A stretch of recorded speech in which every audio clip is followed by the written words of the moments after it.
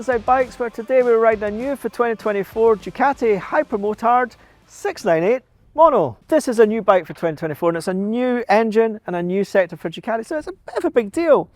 We haven't ridden many supermotards on the channel. I haven't ridden many for quite a few years, and there's a good reason for that. It's a very, very niche sector. And right now, there's pretty much only one player in the market, KTM and their offspring. So you have an orange KTM, a white Husqvarna KTM, or a red Gas KTM. This is something new that's coming in to disrupt KTM in the supermotard market.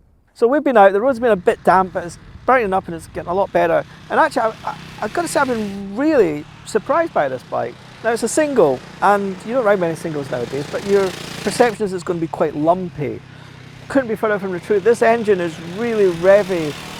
Not the smoothest engine, it's a little bit vibey, but definitely much smoother than you would expect a mono to be. It's got over 70 horsepower, 74 horsepower, and it feels really lively. It's kind of typical of the breed, really.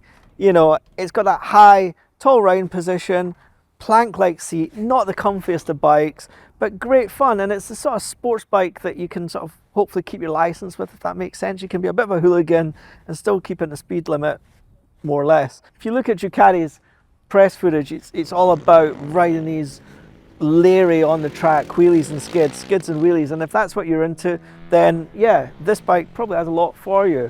It's not really my thing. I'm a bit old, a bit short, but actually, speaking of Ducati, they really see this as bringing in a younger audience. They know that the audience for KTM's supermotors are quite young, quite urban, and this is a chance to bring new people into the Ducati fold with a different bike. It's about 11 grand. This version's the RVE version. It's a bit more expensive.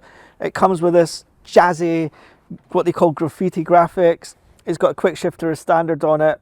But still, 11 to 12 grand is going to buy you one of these. And for a Ducati, that's not that much money. I've really enjoyed riding it. It was, you know, it's not the most comfortable bike in the world. And the elephant in the room for me and for a lot of riders is it is quite tall. It's a 900mm seat height on there. But it is narrow, so it's not too inaccessible, but I know that number will put a lot of people off.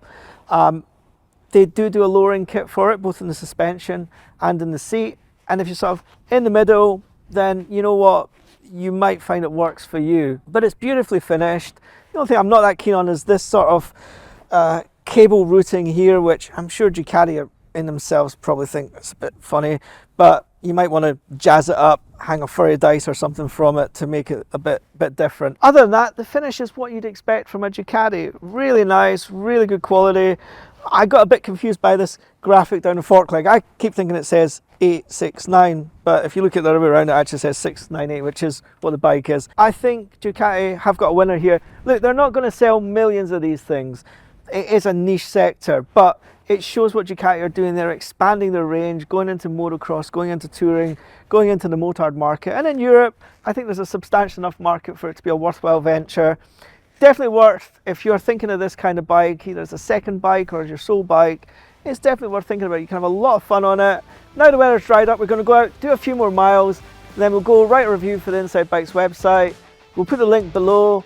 Please subscribe, read the article. Until next time, thanks for watching.